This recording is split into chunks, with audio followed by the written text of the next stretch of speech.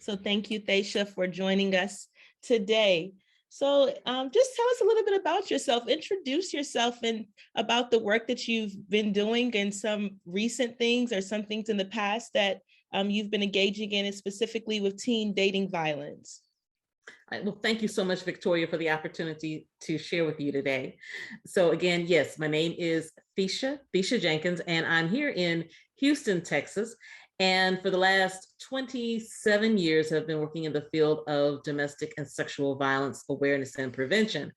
Currently working with the Harris County Domestic Violence Coordinating Council, where we focus on collaborating with community partners in law enforcement, social services, education, the faith-based communities, healthcare.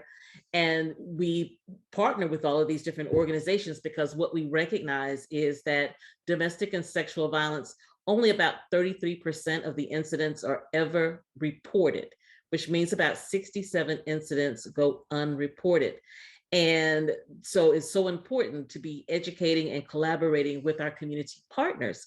And when we talk about the education arena, during my 27 years, I've had the opportunity to go into schools and do work with students and the educators themselves.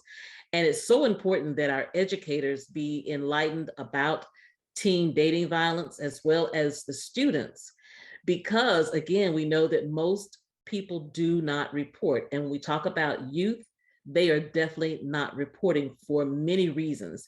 Some of those reasons being not trusting adults, having that very secretive culture, snitches get stitches. So they can be very secretive in what is happening. However, we do know that approximately about 1 in 4 girls between the ages of 13 to 17 report being in an abusive relationship. And so it's so important to get the message out. I am reminded, as we hone in specifically talking about the Black community, in 2019, I had the opportunity to go into a school and spent the whole day there talking about healthy relationships. And I want to put a pin in that and come back to that part about healthy relationships. However, in talking about healthy relationships this day with these students, and predominantly the demographics of the school and those classes that I spoke at that day were Brown and Black students. And each class, I believe I spoke to about 6 classes that day. And each class, the students were extremely vocal about, yes, I have a friend who's in an abusive relationship. Yes, this has happened to me. And the other part of that conversation, though, was how normalized violence is. I had young men and women telling me as I went through the dynamics of an abusive relationship that, I had young men, 15 and 16 say, oh, miss, that happened to my mom all the time. That's just part of being a woman, in response to being called out of your name, being forced to have sex, that this is the mindset. And again, this was back in 2019, pre-COVID, one of the last classes that I went into. And however, in 2019, that wasn't unnormal, if you will, because again, having been doing this work since around 1997, consistently over the years, that has been the response that I have gotten. I think we have a problem. And then to do a further drill down, that particular last class that I did in 2019, there was a young girl in the class, and she had to have been about 16, 17, young Black woman, young girl. And she came up to me during one of the breaks, and she shared how she had lost 2 of her female relatives within, I believe, the last year and a half to domestic violence, which we know that well over 40% of Black women will experience domestic violence in their lifetime, and that Black women have a higher rate of being killed by their intimate partner.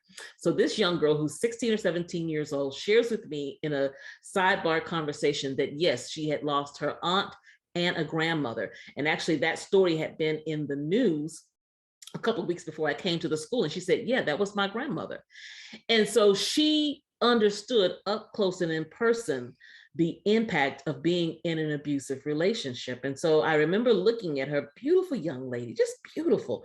And I looked at her and I said, so tell me about your relationships. I said, are you seeing anyone? And she, shyly said, yeah, I'm seeing somebody. And I said, okay.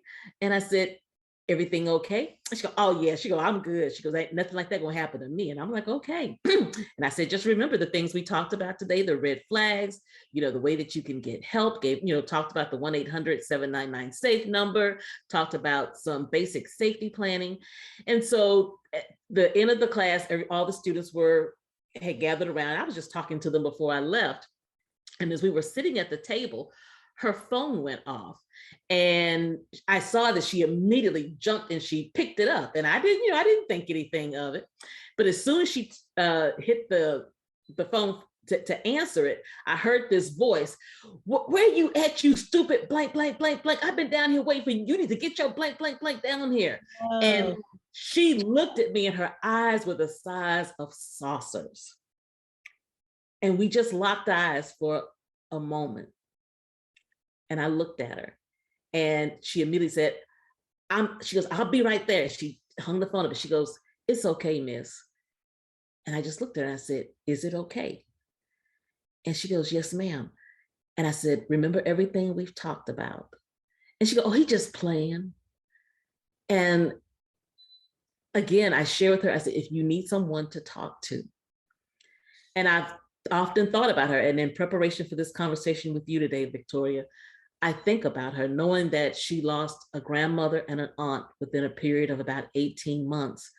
And to have heard that conversation, I wonder how she is today. Yes, and thank you for sharing, and thank you for sharing, and thank you for your work, especially in supporting our teens.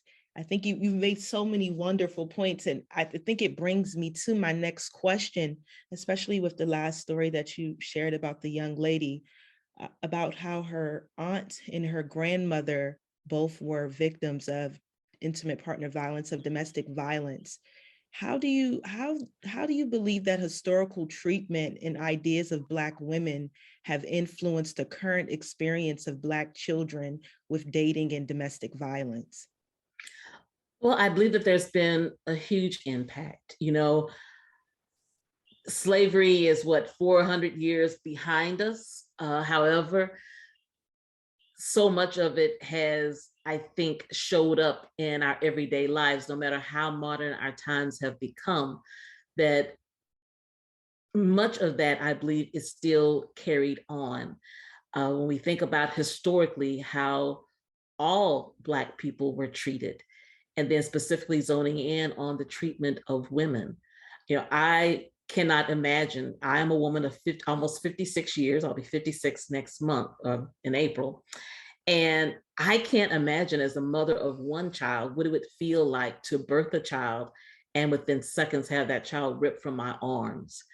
I can't imagine being, not having agency over my body, that my body belonged to whomever, whenever they wanted it. And that is a part of our historical background, more so than our other sisters from other groups, is that historically we have never, quote unquote, had the freedom and the right to say the word no. That was not a part of our right. And so looking at that from a historical background, and then even moving forward throughout history, that same mindset continued for centuries, and really to this day still continues, that as a woman of color, you do not have the right to say no. As a woman of color, that we are objectified. And, unfortunately, I believe that there are so many things that play a role in that, definitely historically. And, I look sometimes at our pop culture, and I recognize that I am a woman of maturity. However, I look at our pop culture and how, women have been reduced to just body parts, and even down to our young children. I have a cousin who has now started over with having children again. And, you know, she talks all the time about, you know, I try to go buy clothing, and she goes, nothing really is appropriate for my 9-year-old daughter. She goes, the clothing that I see is more appropriate for someone who's 19 versus 9. And so the way that society adultifies, and that may not be a word, but I know the adultification, and that's something I came across in doing some research about 2 or 3 years ago, was about the adultification of Black girls, and that how definitely depending on socioeconomics, I think play a role, and more so in our impoverished communities, that our young Black girls don't really even get to experience a childhood, that they are even sexually objectified by the males in their community, you know, being told, and I actually, you know, have heard this in some communities when I'm out doing outreach, that, you know, telling a little girl, go over there and shake your money maker and see if uncle will give you some money. So just even that, that grooming, if you will, that you don't have the right to say no, and that you are dependent upon your body in order to get things from a male. And so I think all of those things play a role.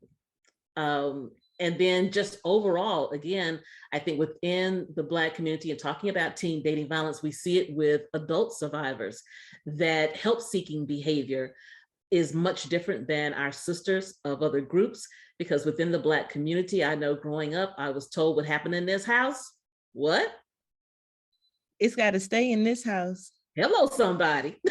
And so that is our manifesto, that is our mantra. So don't you say nothing about nothing is happening up in here. And so if I'm hearing Big Mama say that, if I'm hearing my auntie say that, then if my boyfriend, and I'm in middle school or high school, then I know not to say anything, because we don't talk about those things out loud.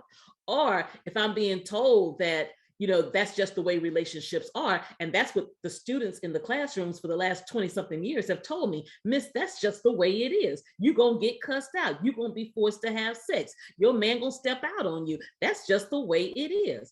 And if that is the culture, relationship culture, then yes, our young people are very much at risk. You know, I think people like to pretend also that dating violence is not an issue. And it is an issue for all teens. And then again, though, when we look back at our community, the Black community, you know, when I first started doing this work, there was a story that I came across, a young lady by the name of Atrala Mosley. Atrala Mosley, and I'm not sure I don't know if you're familiar with her, but she was a student, 15 years old, in Austin, Texas. She attended Reagan High School. And this young woman was brutally stabbed to death multiple times with a 7-inch serrated knife by her 16-year-old boyfriend, Marcus McTair. He is currently serving time here in Texas. And in the aftermath, you know, her mom talked about how she didn't realize that her daughter was in an abusive relationship, and the extent to which it was in. And again, it was because Atrala, you know, she had never shared with her mother the things that were happening. She had shared with some of her friends, and Atrala was a beautiful, bright young lady. By all of her teachers, she was described as that girl who was going to be somebody. You know, she was a student that if the teacher left the room, that Atrala was asked to watch and manage the room in the teacher's absence. She was a cheerleader. She was on the honor roll. And yet she was in an abusive relationship. Marcus was a football player, and, you know, he was being, you know, eyed by universities to come and play. And unfortunately also, though, Marcus, his relationship with Atrala was not his first abusive relationship.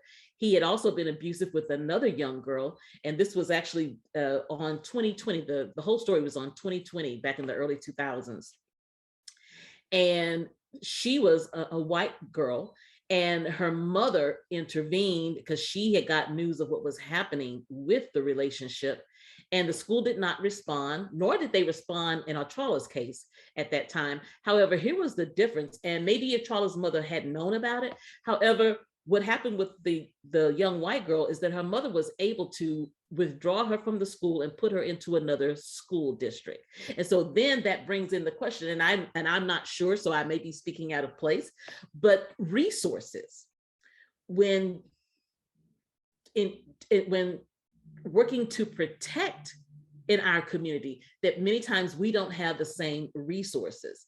And would Atrala's mother have had the resources to pick her up and put her in another school district? Who knows?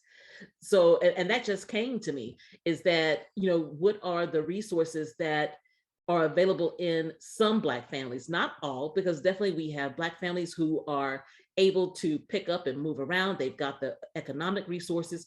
However, when we're looking at individuals who are also dealing with generational poverty and other issues related to adverse childhood experiences, that has even a more severe impact on our Black teens who are in an abusive relationship.